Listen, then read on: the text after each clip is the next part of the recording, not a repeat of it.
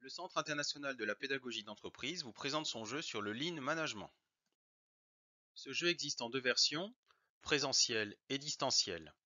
Cette vidéo présente la version présentielle.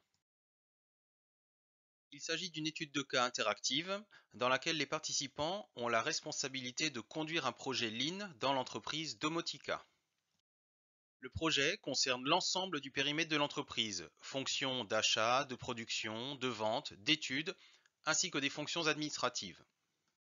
Le projet comprend trois phases. Une phase de diagnostic permettant de construire les cartographies des processus, une phase d'analyse pour comprendre les origines des gaspillages et une phase de plan d'action pour définir les améliorations à mettre en œuvre. Les objectifs pédagogiques du jeu figurent ici, mettez sur pause pour les lire. Les équipes découvrent le fonctionnement de l'entreprise Domotica en construisant la cartographie globale. Pour ce faire, il suffit de lire chaque activité, représentée par une carte, qui va présenter les antériorités et ou les postériorités, ce qui permet d'ordonner les cartes et donc de retrouver le flux. Les indicateurs de résultats sont évalués. Par le code couleur, chaque équipe connaît son futur périmètre d'étude. Pour conduire notre projet Lean, chaque équipe va prendre en charge deux activités de la même couleur. Le jeu se déroulera en trois phases. Chaque phase est constituée d'un temps de préparation, chaque équipe travaille sur ses processus, puis un second temps est consacré à des restitutions avec l'ensemble des équipes. Le diagnostic utilisera la même technique que précédemment lors de la cartographie globale, mais en détaillant chacun des processus, en mesurant plus finement certains indicateurs et en commençant à repérer certaines anomalies. Chaque équipe reçoit une affiche, des cartes représentant les étapes, des informations pour calculer les indicateurs, des stickers représentant les 7 gaspillages, ainsi que des post-it pour noter les pistes d'amélioration. Concernant les gaspillages, voici la convention utilisée dans le jeu. Stock, attente, transport, opération superflue, rebus et reprises, surproduction et surconsommation. Le calcul des indicateurs est préparé et les définitions sont rappelées, ce qui permet aux équipes de travailler en relative autonomie. Et une fois les calculs faits, elles doivent expliquer, justifier les résultats obtenus et préparer ainsi la restitution de fin de phase. Lors de la restitution, les équipes présentent leur processus, les indicateurs obtenus, les gaspillages identifiés et les premières pistes d'amélioration. Les équipes reçoivent des fiches comprenant un ensemble d'informations ordonnées. Elles doivent intégrer ces informations, éventuellement les mettre en forme, comprendre les origines des gaspillages. Une restitution aura lieu en fin d'analyse sous la forme d'un comité de pilotage. Les fiches peuvent comprendre un travail à réaliser. Tout travail à faire est réalisé sur un support qui est un format A3, par exemple la réalisation d'un graphique. Un conseil peut être donné sur certaines fiches de visiter une autre équipe. Le lien avec là où les fiches suivantes est indiqué. Voici quelques exemples de fiches à analyser. Ici, il s'agit de la consommation d'acier et en particulier des pertes et de leurs origines. Sur cette fiche, l'équipe finalise le tableau et répond aux questions. Certaines fiches ont également un format d'interview. Ici, l'interview du responsable du magasin des pièces.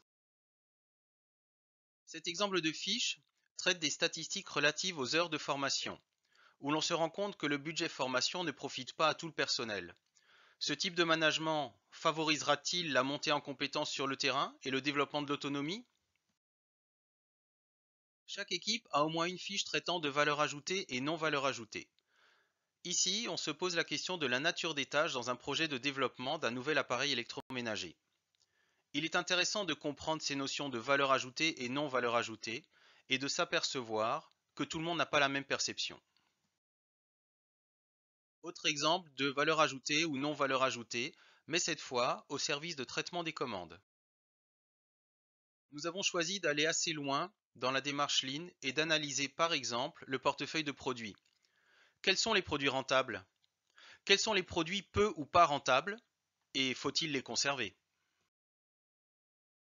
Lors de la restitution, les équipes présentent leurs fiches, donnent les réponses aux questions, annoncent de nouveaux gaspillages et commentent les retours des échanges avec d'autres équipes. Pour cette dernière phase, les équipes, jusqu'alors constituées pour les phases 1 et 2 du jeu, seront modifiées. 4 nouvelles équipes sont constituées, chacune prenant en charge un axe de progrès. Cette reconfiguration des équipes présente plusieurs avantages. Elle permet d'aborder des thèmes plus globaux que ceux étudiés précédemment, ce qui accroît la cohérence du plan. Par exemple, l'axe supply chain s'occupe de tous les stocks, de tous les délais, des prévisions de vente et de la planification. Elle donne l'occasion aux participants de travailler avec de nouveaux partenaires. Enfin, elle oblige les équipes à interagir. Par exemple, l'équipe qui s'occupe désormais de la productivité peut être incitée à aller voir les participants qui font maintenant partie de l'équipe produit et finance et qui s'occupaient précédemment du processus de production. L'animateur donne à chaque équipe sa fiche axe de progrès.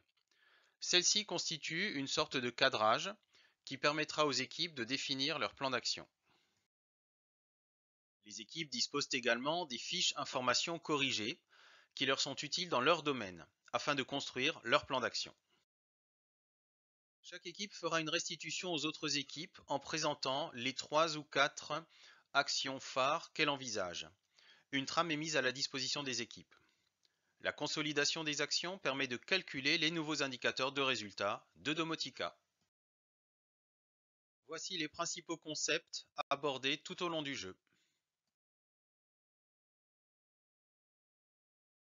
Le jeu comprend un guide d'animation présentant les modalités de mise en œuvre du jeu, ainsi que les modalités d'animation du jeu. L'ensemble des supports et matériels pour animer le jeu, par exemple, le cas échéant, des cartes, des affiches, des feutres, des jetons, des stickers, des pions, des tapis de jeu, etc. Il comporte également une clé USB avec l'ensemble des fichiers d'animation, diaporamas d'animation, tableaux de bord et fichiers complémentaires. Le jeu permet de comprendre que les principes du Lean peuvent s'appliquer à l'ensemble des services de l'entreprise. L'étude comprend les 3 phases d'un projet: diagnostic, analyse et plan d'action, et ce sur l'ensemble des services. Enfin, les équipes jouent le rôle d'un ou plusieurs services, ce qui met en relief les stratégies de chacun des services et le fort besoin de décloisonnement pour mener à bien le projet Lean.